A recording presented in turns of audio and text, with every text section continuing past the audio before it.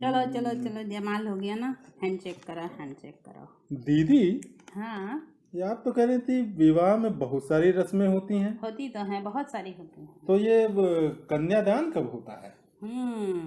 कन्यादान ही तो सबसे इम्पोर्टेंट होता है, क्योंकि कन्यादान सबसे बड़ा दान कहलाता है। अच्छा, तो ये कैसी रीति है? बिटिया बिल्कुल धान की बेड़ जैसी कहलाती है। वो कैसे?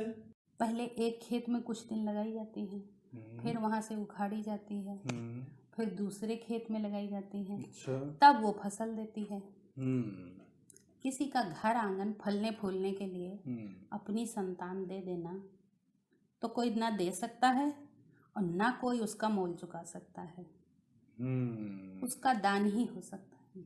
अगर दिया है तो वो दान ही है, इससे बड़ा दान क्या हो सकता है।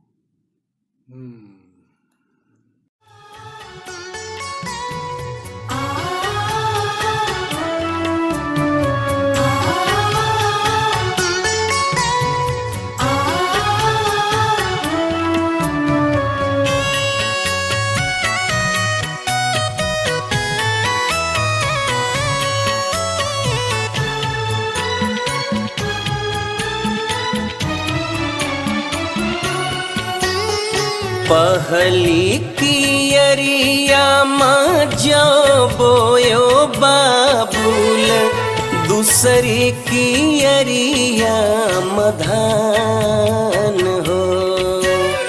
पहली कियरिया माँ जो बोयो बाबुल, दूसरी कियरिया मधान हो।